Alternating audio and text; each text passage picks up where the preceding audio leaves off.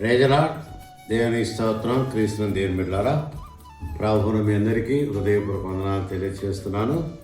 మరి ఉదయకాలమున దేవుని ఘనమైన నామమును స్తుతించి ధన్యత మనకిచ్చినందుకై దేవుని వందనాలు చెల్లిస్తూ వర్షిప్ ఆఫ్ యాహే ఈ కార్యక్రమంలో దేవుని స్తుతించే ధన్యత, ఈ భాగ్యం ఇచ్చినందుకై దేవుని వందనాలు చెల్లిస్తూ దేవుని వాక్యాన్ని ధ్యానం చేసుకున్నాం. ఆదికాండం 1వ అధ్యాయము 28వ వచనములో ఇలాగ రాయబడింది: దేవుడు వారిని ఆశీర్వదించను.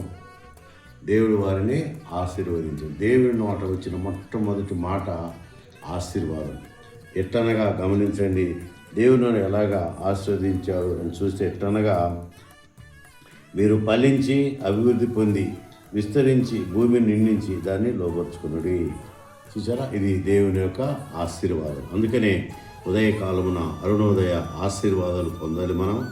అంత మాత్రమే కాదు, ఆశీర్వాదముల యొక్క ప్రవాహం మన పైన దేవుడు ప్రవహింప చేయాలని కోరుకుంటున్నాం.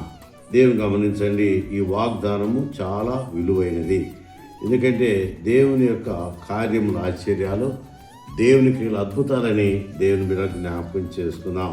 ఎందుకంటే దేవుడు ఆశీర్వాదములను కుమ్మరించే దేవుడు. అంత మాత్రమే కాదు, ఆశీర్వాదంతో నింపే దేవుడు. అంత మాత్రమే కాదు, ఆయన ఆశీర్వాదాలు అనుగ్రహించి ఫలింప చేసే దేవుడని దేవుని బిడ్డలకు జ్ఞాపకం చేసుకుందాం. అందుకనే యోహాను సువార్త 15వ అధ్యాయం 4వ వచనం గమనిస్తే, నా యందు నిలిచి ఉండుడి, నేను మీ యందు నిలిచి ఉండు.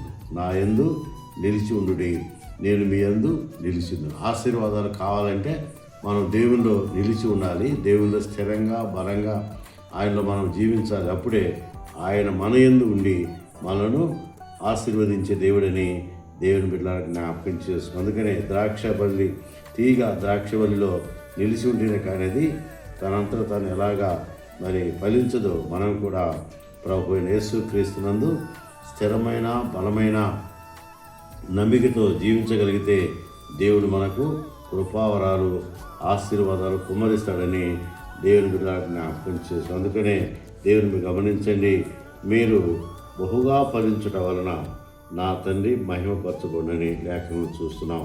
యోహాను సువార్త 15వ అధ్యాయము 8వ వచనం గమనిస్తే, మనం బహుగా ఫలించటం వలన నా తండ్రి మహిమపరచబడును అని ప్రభువారు చెప్పిన మాట మనం జ్ఞాపకం చేసుకుంటే, ఆయన ఆశీర్వాదముల కర్త. ఆశీర్వాదాల యొక్క ప్రవాహము మన పైన ప్రవహింప చేసే మహాదేవుడని దేవుని బిడ్డలకు జ్ఞాపకం చేసుకొని, మరి ఉదయకాలమున ఆశీర్వాదాలు కావాలన్నా దేవునిలో ఉండాలి. ఆశీర్వాదాలు పొందాలా, దేవుని యందు స్థిరముగా బలముగా మనం ఉండగలిగితే దేవుని ఆశీర్వాదాలు పొందగలం. ఎందుకంటే ఆశీర్వాదం అవసరం లేని వారు ఎవరు లేరు. ప్రతి వారికి ఆశీర్వాదాలు కావాలి. కాబట్టి ఆశీర్వాదాలు కావాలంటే మనము ఆశీర్వాదముల కర్త అయిన దేవుని ఆశ్రయించాలి. ఆయన ఆశీర్వాదాలు పొందినట్లు తండ్రి, కుమార, పరిశుద్ధాత్మ త్రియేక దేవుని నిత్య సహవాసము మనందరికీ తోడైంది గాక. ఆమేన్. ఆమేన్. May God bless you.